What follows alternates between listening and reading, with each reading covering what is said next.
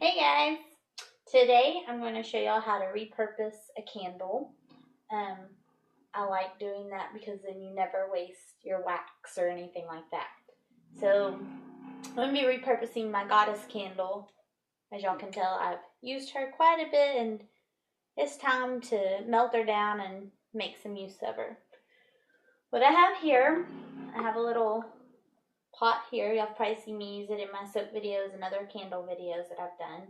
So this is what I'll actually be placing the candle in to melt it down into. Then you'll want to make a double boiler with a small pan.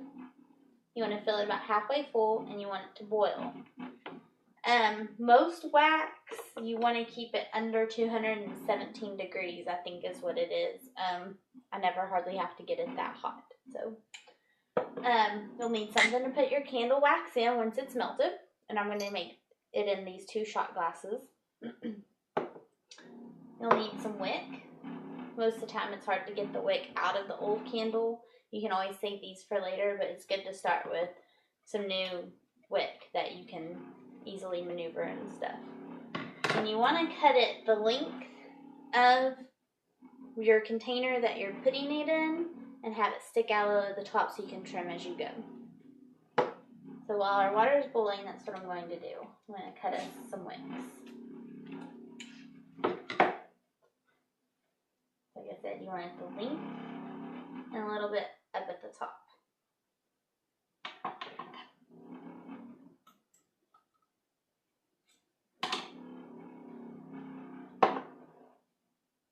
And then you can just take the same piece and measure.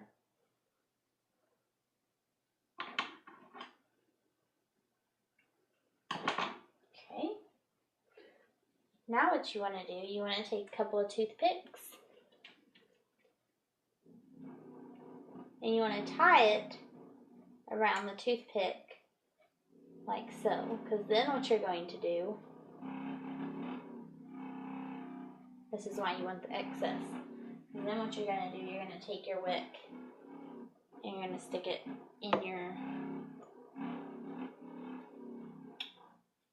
shot glass like so, and you can trim it to fit because you want it to be straight down, so stick it on the top and then you cut just about 1 inch off because this glass doesn't actually go all the way down to the bottom because it's kind of concave there, so I just need to cut about 1 inch off or so.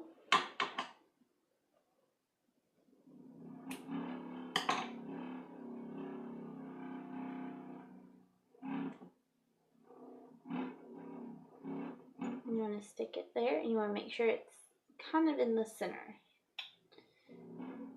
You want the bottom of the wick to be in the center of the glass, so you may have to kind of mess with it.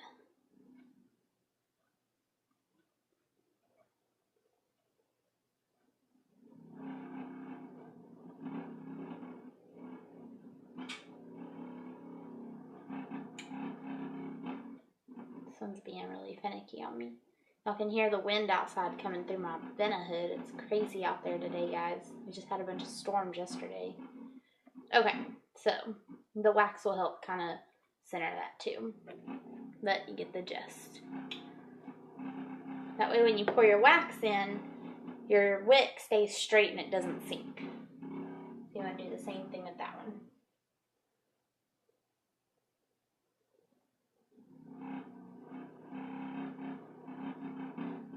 Now this is a more simplified way to do it. I'm sure there's better ways to do it that are probably a little more complicated that make better candles, but these candles are for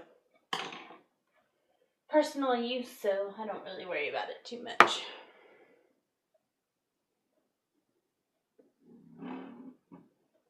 Voila. Okay, that one worked out a little better because it's not bent. Okay, so you want your water to be really hot, and then you want your other pot to be sitting in the water. And you may have to hold it because sometimes the pot likes to float unless your candle will hold it down like this one does. So we're going to let that melt. Like so you can see the candle and the little pot and then my water. So as soon as that melts, I'll be back to show y'all how to... Okay, so I've got the candle about halfway melted here, so we're just waiting on it to melt some more. Now, if you wanted to dye this candle a certain color, you would do so after it's melted all the way down. That way it gets an even color all the way through it. So just a few more minutes and we'll have this candle melted and we'll be ready to pour. Okay, so the wax is melted and you want to kind of let it sit there to get real liquidy so it's easier to pour. So this part kind of gets a little messy if you're not careful. So, and be careful not to pour it on yourself because that hurts. So you want to take whatever container you're using for your candle. And I'm using this small pot here because my candle isn't very big. You want to use the proper size container for whatever size candle you're melting down. So you just want to pour it in. Let me get it to where y'all can see it here. There you go. You just want to pour it in. And you can adjust your wick after you get it to the full, how full you want it. And put it back in the water, that way it stays warm. Put that one stuck to the side. And once your wick has gotten the wax on it, it'll kind of weigh itself down. So there's one. Like that. And then you want to pour your other one just the same.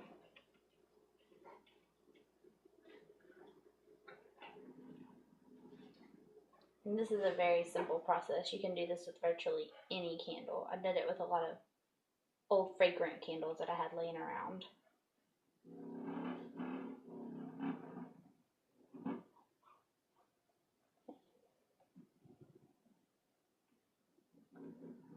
And I have a little bit of excess left, and what I'll do is as these cool, I'll top them off. That way they don't get a little dip like this, because then it will melt funny.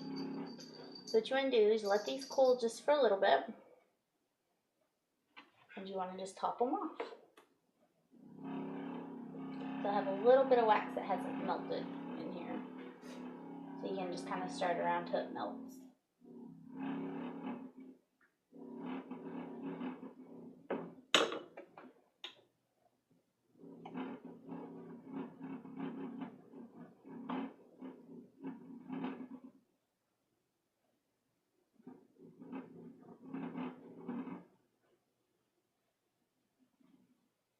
You don't want them too full where you can't untie your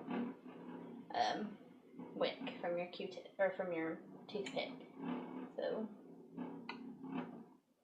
there we have it. So just let those cool, and then you'll pull your toothpick out and untie your wick, and then they're ready to go. So hope y'all enjoyed. I hope this helped y'all out to repurpose some candles y'all have laying around. Blessed be.